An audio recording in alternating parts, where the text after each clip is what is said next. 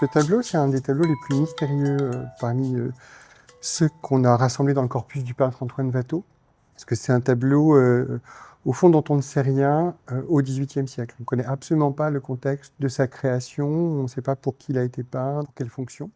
Il apparaît précisément en 1826 dans une vente aux enchères à Paris qui présentait les œuvres qui venaient de la collection d'œuvres d'art de Dominique Vivant-Denon, qui avait été le directeur du musée du Louvre sous Napoléon. Au moment de son apparition à cette vente, le tableau est désigné comme une œuvre d'Antoine Watteau et avec le titre de Gilles. Parmi toutes les énigmes du tableau, on est un tableau qui présente des personnages en costume de théâtre, mais qui ne sont pas dans un décor de théâtre, ils sont présentés dans un paysage. Et ce que ça évoque, c'est l'univers des jardins idéaux, des fêtes galantes de Watteau. Donc on est vraiment dans l'univers de Watteau, mais dans l'univers de sa poésie particulière, et un univers qui est très imaginaire, très féerique. Et les 5 personnages portent des costumes qui renvoient principalement au théâtre populaire, plutôt à la commedia dell'arte, enfin la comédie italienne, ou ce qu'on appelait alors le théâtre de foire, qui était un théâtre très apprécié au début du XVIIIe siècle, à l'époque de Watteau, où se mêlaient des personnages qui venaient de la commedia dell'arte, mais aussi des figures populaires qui venaient de la tradition théâtrale populaire française.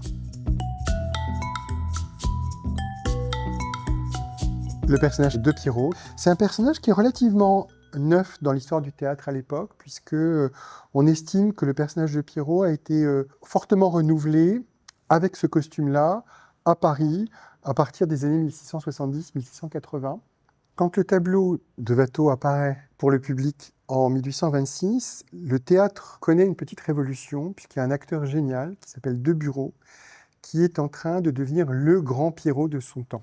Et Deburau est en train de vraiment transformer le personnage de Pierrot, dont il fait plus simplement le valet gentil, débonnaire, un peu naïf. Il en fait un personnage plus complexe, plus mélancolique, parfois sombre. Donc le personnage évolue psychologiquement, mais son costume aussi évolue. Probablement, pour distinguer du Pierrot moderne le Pierrot de Watteau qui réapparaissait, on l'a désigné comme Gilles, puisque Gilles était aussi un valet du théâtre ancien.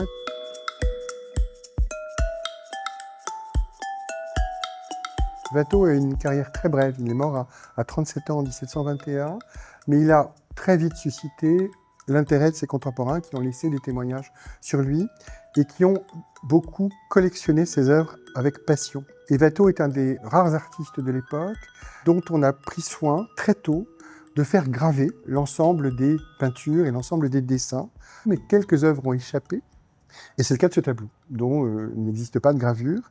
Et aucun témoignage ne parle de ce tableau au XVIIIe siècle. Quand le tableau apparaît en 1826, il est attribué d'emblée à Antoine Watteau. On a vraiment beaucoup d'éléments de comparaison avec d'autres œuvres de Watteau.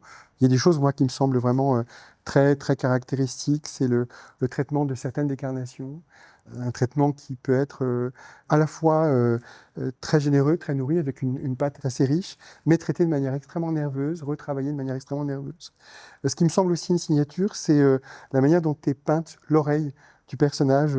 En bas à droite, on a ce traitement d'une oreille très dessinée, mais on joue beaucoup sur les empattements pour vraiment suggérer le volume presque des cartilages de l'oreille, qu'on retrouve sur d'autres tableaux, des tableaux de la collection du Louvre, notamment le Jupiter et Antiope de Watteau, qui pourrait être proche dans le temps de la réalisation de ce tableau. Parmi les éléments aussi qui justifient l'attribution à Watteau, on a un dessin préparatoire pour la figure de la jeune femme qui est probablement Colombine. Et puis on a aussi, là c'est formidable, on a un dessin préparatoire pour cette figure qui est une des figures les plus importantes du tableau. Donc quelque part on a presque des archives qui sont à mettre en relation avec le tableau.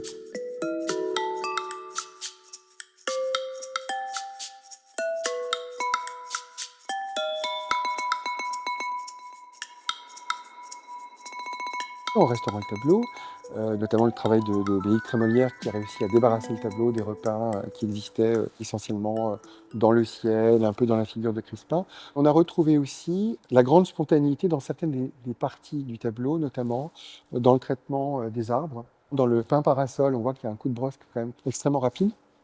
On retrouve aussi cette vivacité dans le traitement de certaines parties comme le vêtement, le pantalon aussi qui est traité avec une peinture qui est extrêmement fluide, pas trop empâtée.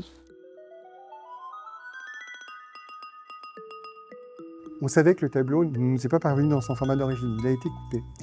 Mais on a une partie de la peinture originale qui n'était plus visible, qui réapparaît, puisque une partie des bords originaux peints par Watteau avait été repliée sur le châssis actuel. On a pu les dégager. Ce qui réapparaît, c'est un petit fragment du paysage, notamment l'arbre qui sert de support au tableau, qui lui donne une respiration un peu plus ample et qui donne une plus grande importance au paysage.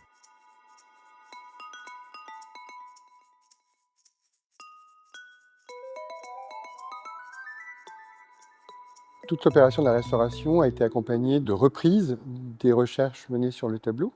Je me suis beaucoup attaché à essayer de comprendre le sens de ce tableau et ce qu'il représente. Je dirais qu'il y a deux personnages principaux sur le tableau.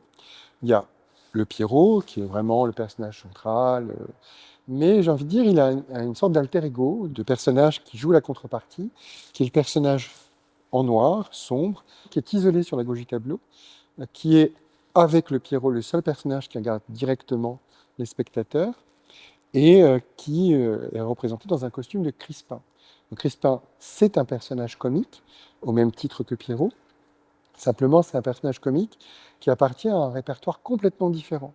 Pierrot, lui, c'est un personnage qui vient du répertoire de la comédie italienne et qui est devenu le personnage vedette du théâtre de foire, qui est un théâtre très populaire, et qui est un répertoire qui est vraiment concurrent de celui de la comédie française, dont Crispin est le personnage comique vedette.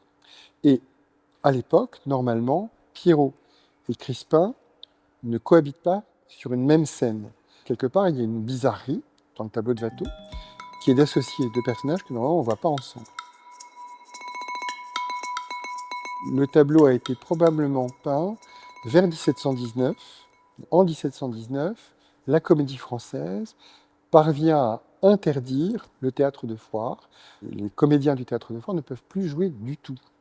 Et du coup, le tableau pourrait être une évocation de cette situation, puisqu'on voit sur la toile Pierrot, qui est présent, mais qui n'est pas engagé dans une action théâtrale, il ne parle pas, il ne bouge pas, et derrière lui, on a Crispin, le personnage vedette de la Comédie Française, qui ricane. Donc ça pourrait être une évocation de ce que la Comédie Française a obtenu, l'interdiction de toute pièce de théâtre représentée sur la scène du théâtre de la Foire en 1719. Donc ça peut aussi nous donner une datation très probable pour la réalisation de ce tableau. Il y a un personnage qui se distingue particulièrement, c'est celui avec ce très étrange couvre-chef, qui ressemble plus précisément à un costume qui est celui de Momus, qui est un personnage comique qui a beaucoup de succès au cours des années 1700-1710. Momus, c'est un personnage qui est issu de la mythologie latine, qui est le dieu de la moquerie, de la raillerie. Le personnage féminin pourrait représenter le personnage de Colombine, qui n'a pas véritablement un costume fixé à l'époque. C'est en fonction de la comédienne. Il y a un autre personnage qui est important dans le tableau, qui est un personnage de Pierre.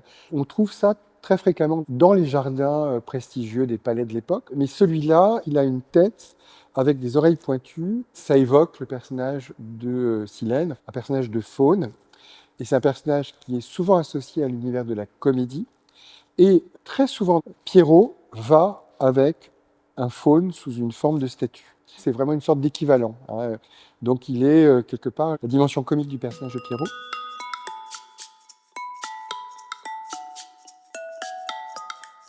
Alors Crispin, il est très intriguant. C'est le seul avec Pierrot qui regarde le spectateur.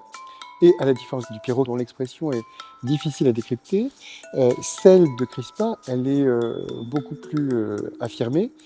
Il a un visage qui est très caractérisé.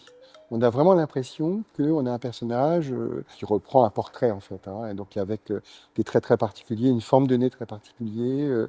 Ce visage, il correspond très bien à des autoportraits de Watteau. On sait que Watteau a peint des autoportraits, les peintures sont perdues, mais elles sont connues par la gravure.